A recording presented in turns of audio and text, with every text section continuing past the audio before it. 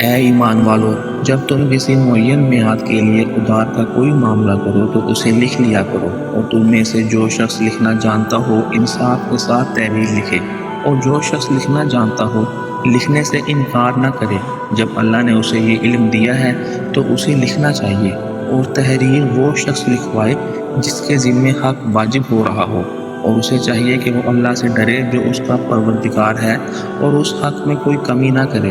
ہاں، اگر وہ شخص جس کے ذمہ حق واجب ہو رہا ہے ناسمجھ یا کمزور ہو یا کسی اور وجہ سے تحریر نہ لکھوا سکتا ہو تو اس کا سرپرست انصاف کے ساتھ لکھوائے، اور اپنے میں سے 2 مردوں کو گواہ بنا لو۔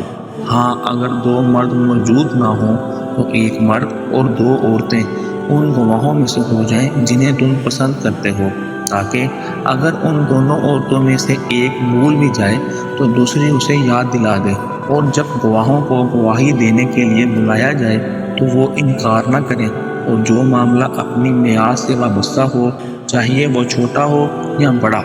اسے لکھنے سے اکتاؤ نہیں۔ یہ بات اللہ کے نزدیک زیادہ قریب انصاف اور گواہی کو درست رکھنے کا بہترین ذریعہ ہے، اور اس بات کی قریبی ضمانت ہے کہ تم آئندہ شک میں نہیں پڑو گے۔ ہاں، اگر تمہارے درمیان کوئی نقد لین دین کا سودا ہو تو اس کو نہ لکھنے میں تمہارے لیے کچھ حرج نہیں ہے، اور جب خرید و فروخت کرو تو گواہ بنا لیا کرو، اور نہ لکھنے والے کو کوئی تکلیف پہنچائی جائے نہ گواہوں کو، اور اگر ایسا کرو گے تو یہ تمہاری طرف سے نافرمانی ہوگی۔ اور اللہ کا خوف دل میں رکھو، اللہ تمہیں تعلیم دیتا ہے اور اللہ ہر چیز کا علم رکھتا ہے۔